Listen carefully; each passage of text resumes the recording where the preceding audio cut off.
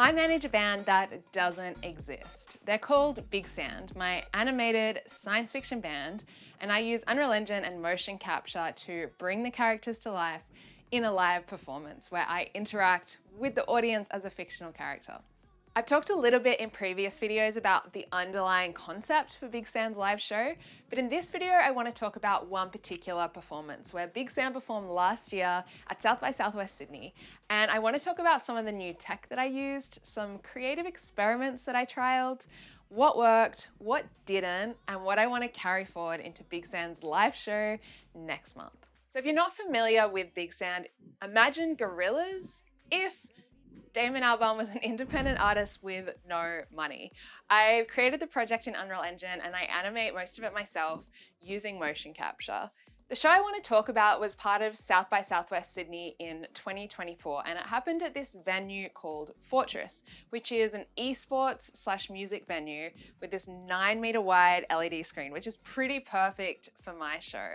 However, I wasn't even there. I was at the UTS Data Arena across the road, and this is like a motion capture stage. I was wearing a motion capture suit, and it meant that I was sending all my data remotely to the audience at Fortress. In some ways, this was really similar to shows that I've done before. I'm streaming my motion capture data and audio, and I'm getting back a video and audio feed from the audience so that I can interact with them.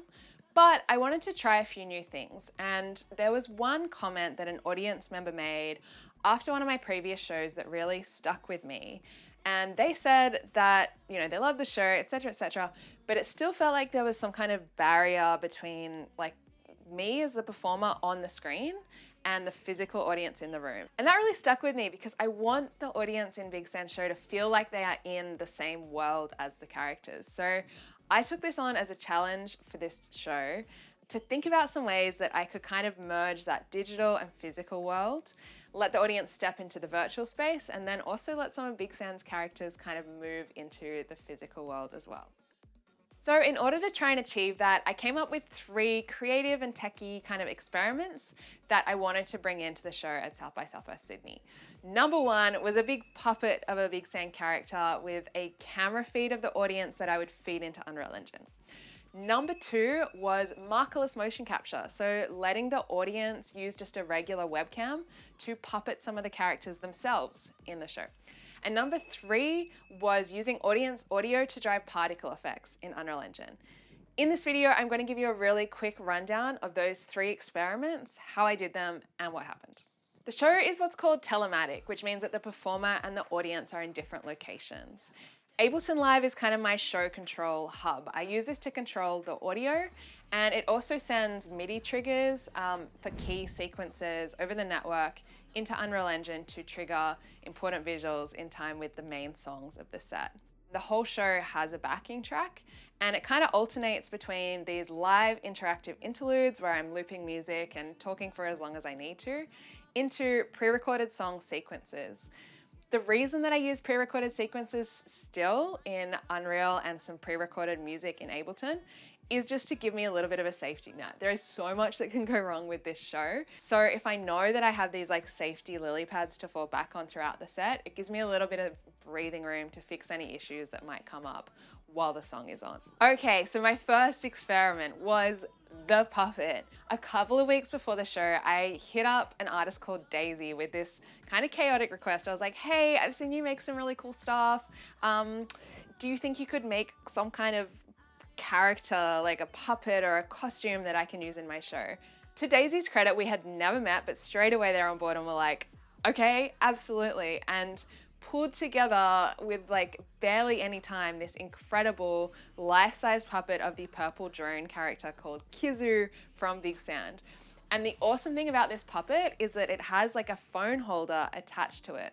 So there were 2 things I wanted to achieve here. Firstly, obviously I wanted to make the characters feel physical and tangible. And secondly, I wanted the audience to be able to see themselves in Big Sand's world in a way that kind of visually fit. And this is a really fun moment. The other thing it allowed me to do as a performer for the first time was actually like interact with individual audience members. There was a roving microphone and a roving camera, so I could actually have these one-on-one conversations, whereas previously I've been limited to just seeing like a wide shot of the room and getting the room audio. So I really enjoyed having these conversations with people from the audience using this phone and Puppet and OBS, Video Ninja, Offworld Live, Unreal Engine mashup. Experiment number 2, markerless motion capture. I've previously played around with this. If you go and watch the video clip for Someday, this was my first chance testing whether audience members could control Big Sound's characters using just their bodies, and especially without having to like recalibrate in like a T-pose every time a new member of the audience came on. So making this music video was a really cool chance for me to test the technology, and I wanted to bring that into the live show to let audience members puppet Big Sound characters in the show themselves. The technology that I use for this is called Radical Live, and it's a web-based motion capture solution. So that means you don't have to download anything. Some of the pros are that it doesn't need calibration between different audience members. It's just like a plug and play solution. It's really simple to integrate with Unreal. They've got like a built-in plugin, and it's really intuitive, I think, for people to pick up. You just jump up, all of a sudden you're animating the character. So it had a really good response. Some things that Radical couldn't do that I would love to be able to do in future shows is that it couldn't track multiple people at once using the same camera.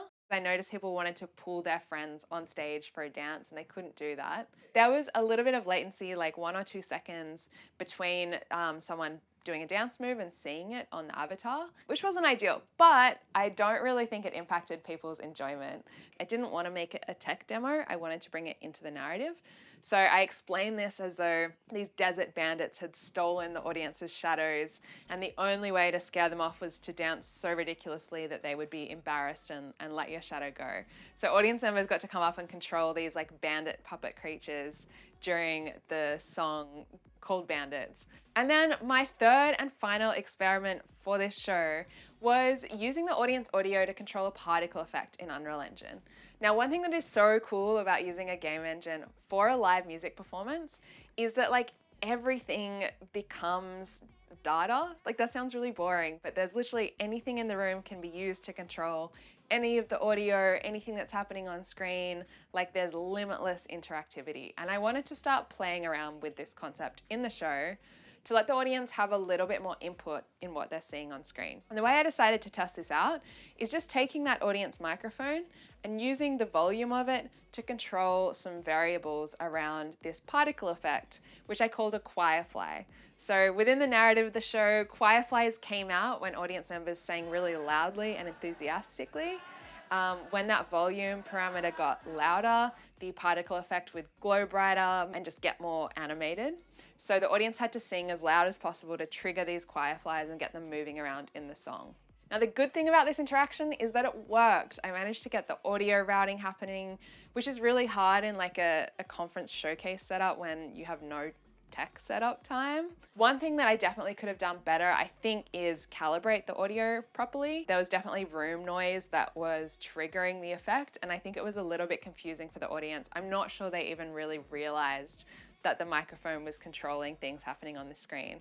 So it needs some refining. And that leads me on to Big Sound's next live show, which is coming up at the end of November 2025, really soon. My main thing that I'm trying to achieve with this next iteration of the show is that I don't want to be performing in like a motion capture stage forever. So I'm trying to make the entire show DIY, portable, fits in the boot of my car, and can be performed like backstage from any music venue, any community hall.